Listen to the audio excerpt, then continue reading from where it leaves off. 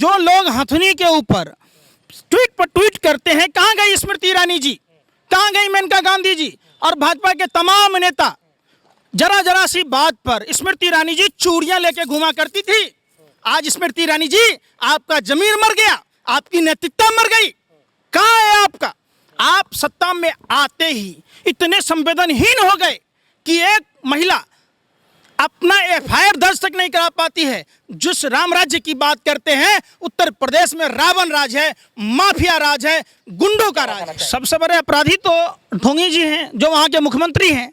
तो क्या उनसे इस्तीफा लेंगे अमित शाह जी? क्या उनका भी उनके साथ वैसा ही हर्ष होगा जैसा दूसरों के बारे में कह रहे हैं? आपने देखा कि चिन्मयानंद के 49 सीटें मिलने के बावजूद उनको जमानत दे दी जाती है। त्रिपाठी जो उनका विधायक है, जो पूरे परिवार को अगवा कर बलात्कार करता है, जौनपुर की घटना है, क्या उस पर संज्ञान लिया? कानपुर शेल्टर कांड का दोषी कौन है? क्या उन पर कार्रवाई होगी? जिसमें कलराज मिश्रा के परिवार के लोग शामिल होते हैं, देवरिया कांड का कोई संज्ञान लिया जाएगा? चित्रकूट के नरक लोग का संज्ञान लिया जाएगा? यूपी पुलिस ने कहानी की पटाक्षेप कर दी फिल्मी स्टाइल में। जैसे फिल्मों में होता है कि आतंकवादियों को कोर्ट तक पहुंचने नहीं दिया जाता, उसी तरीके से यूपी पुलिस यूपी सीमा में घुसते ही विकास दुबे की हत्या कर पूरे राज्य को दफन करने का काम किया।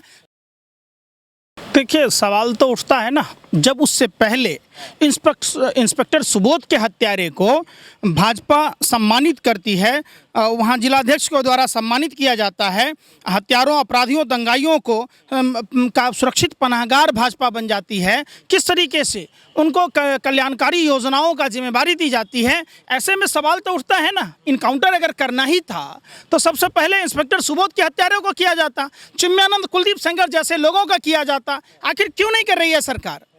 सुप्रीम कोर्ट ने संज्ञान में लिया और मामले को कहीं ना कहीं सुप्रीम कोर्ट के जजों ने देखा कि ये लिपापोती की जा रही है, राज को राज में ही दफन किया जा रहा है।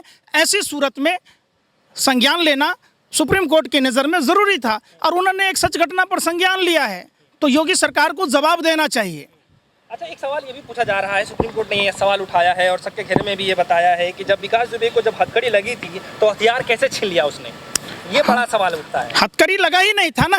हथकड़ी, देखिए, सबसे बड़ी बात होता है जब पंजाब में आतंक इमरजेंसी के दौरान हथियारों को, यहाँ तक कि राइफल जैसे बड़े हथियार को भी कमर से चैन से बांध कर रखने की बात थी। पिस्टल और रिवॉल्वर को तो अंग्रेजों के टाइम से बांध के रखने की बात थी।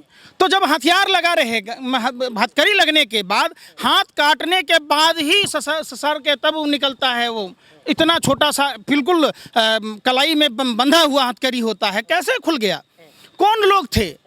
क्या इतने बड़े आतंकवादी को इतना खुले लाना गैर मुनासिब था? आतंकवादी जो AK-47 से पुलिस के जवानों की हत्या की थी, ऐसे अपराधियों को खुले में क्यों लाया गया? ये सवाल उठता है। दूसरा कि जैसे गाड़ी सड़क के पैरेलल खड़ी थी, मानो पहले ही फिल्मी अंदाज में फिल्मी स्क्रिप्ट लिखा गया हो कि ये घटना मुनासिब करना है। दूसरी बात, किस तरीके से मीडिया के तमाम पत्रकारों को 6:30 बजे रोक दिया जाता है, 7 बजे इनकाउंटर कर दिया जाता है, सवाल तो उठता है ना। अच्छा, माननीय सुप्रीम कोर्ट ने ये भी कहा है कि जो उत्तर प्रदेश की जो कानूनी व्यवस्था है उसको जिम्मेदार भी ठहराया और उन्होंने ये कहा है कि इसका ट्रायल होना चाहिए। आप क्या मानते हैं? बिल्कुल, ट्रायल तो देखिए फर्स्ट राउंड से ही होना चाहिए। जिस तरीके से राज्य मंत्री, कैबिनेट स्तर मान्यता प्राप्त स्वतंत्र राज्य मंत्री का था, संतोष जी की हत्या हुई। संतोष जी की हत्या के बाद वहाँ की निचली अदालत में जब केस चल रहा था, किस तरीके से पुलिस वाले मुकर जाते हैं, 25 के 25 पुलिस वाले मुकर जाते हैं, फिर आगे उच्च न्यायालय में नहीं जाना मामला का, सुप्रीम कोर्ट में नहीं आना, तो कहीं ना कहीं ये राजनीतिक हत्या थी जिसकी लिपापोती कर दी गई। और दिन प्रतिदिन जिस तरीके से कानपुर में, पूरे कानपुर शहर में आतंकवादी विकास दुबे का पैरेलल सरकार चल रहा था, सरकार के समानांतर सरकार चल रही थी। सवाल उठता है कि AK-47 आया कहाँ से? वहाँ जो पुलिस वालों की बहाली हो रही थी, विकास दुबे के कहने से हो रही थी, तो ये सवालिया निशान उठता है। विकास दुबे का जो एनकाउंटर किया गया है, विकास दुबे को ऐसा जब एनकाउंटर किया गया है और इतनी जब उसके ऊपर मुकदमे दर्ज हैं, उसके बावजूद भी जमानत कैसे मिल जाती जो इस तरह निफराम घूम रहा था? आप क्या बताना चाहेंगे? देखिए, सत्ता पक्ष की सहभागिता, संलिप्तता होने के कारण उसको जमानत दे दी जाती है। यहाँ तक कि जजों को सत्ता का प्राप्त होने के कारण जज भी दे देते हैं। किस तरीके से देश ने देखा है कि विकास दुबे राजनीतिक संरक्षण में जेपी नड्डा जी के साथ संबंध था, अमित शाह जी के साथ था, केशव प्रसाद मौर्य के साथ था, उमा भारती के साथ था, तमाम वहाँ जो स्वतंत्र देव सिंह भाजपा के अध्यक्ष हैं उनके साथ संबंध था। कानपुर में अगर एक पत्ता भी खरकता तो विकास दुबे की बगैर अनुमति के पत्ता तक नहीं हिलता था। ऐसे में न्याय की उम्मीद ही कहाँ थी। झूठ बोलने की लगातार कोशिश की कि कोई पाल नाम का आदमी अपने आईडी पर ये किया था, आईडी का दुरुपयोग किया था। ये सवालिया निशान तमाम तरह के भाजपा के शीर्ष नेतृत्व पर जाता है कि किस तरीके से रास्ते में ही उनकी हत्या कर दी गई। सारे राज खुलने थे, आखिर राज को क्यों दफन किया गया? एक गुनहगार मरा, 199 गुनहगार बाकी रह गए, वो राज दफन हो गई। जिस राज को खुलना था, जो भाजपा की कलई खोलता, जो भाजपा के चरित्र चेहरा को उजागर करता, इसको जानबूझकर भाजपा आरएसएस के सहयोग से यूपी पुलिस ने कहानी की पटाक्षेप कर दी फिल्मी स्टाइल में। जैसे फिल्मों में होता है कि आतंकवादियों को कोर्ट तक पहुंचने नहीं दिया जाता, उसी तरीके से यूपी पुलिस यूपी सीमा में घुसते ही विकास दुबे की हत्या कर पूरे राज को दफन करने का काम किया। जिस तरीके से एसटीएफ के इन्वेस्टिगेशन में उसने बताया था कि भाजपा के 11 मंत्रियों के साथ, विधायकों के साथ उसके संलिप्तता थी, पूर्व विधानसभा अध्यक्ष के साथ संलिप्तता थी, वहाँ के बड़े बड़े अधिकारियों के साथ संलिप्तता थी, उन्होंने कानपुर के उद्योगपतियों के बारे में बताया था। ये जानकारी आने के बाद पूरे देश में भूचाल आ जाता और भाजपा की कलई खुल जाती, थू होती, इसलिए रास्ते में ही उसकी मौत हो गई। अगर भाजपा की जो सरकार है वो लगातार जो शहीदों के जो परिवार है उनको वो नमक छिड़कने का काम क्यों कर रही है? मैं बात करना चाहता हूं जो इंस्पेक्टर जो सुबोध थे, उनके जो आरोपी हत्या के जो आरोपी है उनको सम्मानित किया जाता है, महामंत्री पद दे दिया जाता है। आप इसको किस नज़रिए से देखना चाहते हैं? इंस्पेक्टर सुबोध ही नहीं, देश पूछ रहा है।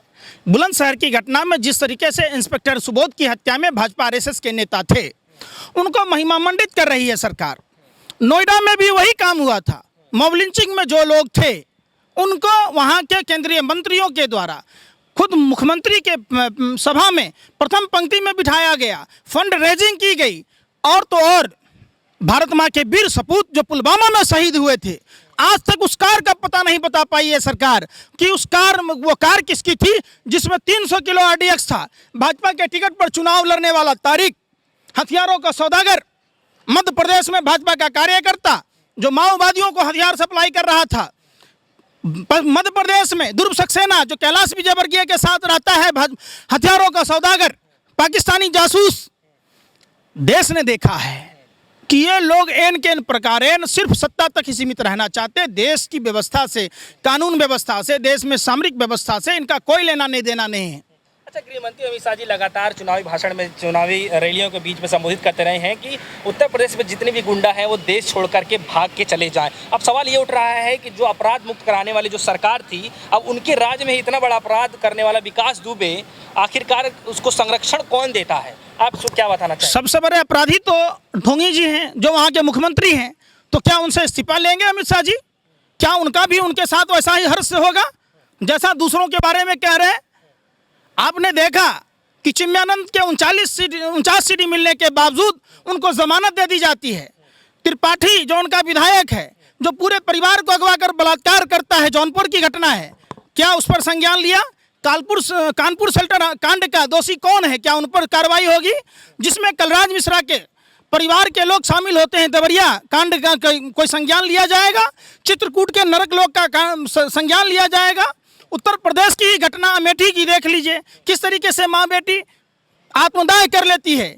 उसमें जो लोग हथनी के ऊपर ट्वीट पर ट्वीट करते हैं, कहाँ गई स्मृति ईरानी जी, कहाँ गई मेनका गांधी जी और भाजपा के तमाम नेता? जरा सी बात पर स्मृति ईरानी जी चूड़ियां लेके घुमा करती थी। आज स्मृति ईरानी जी, आपका जमीर मर गया, आपकी नैतिकता मर गई। कहाँ है आपका?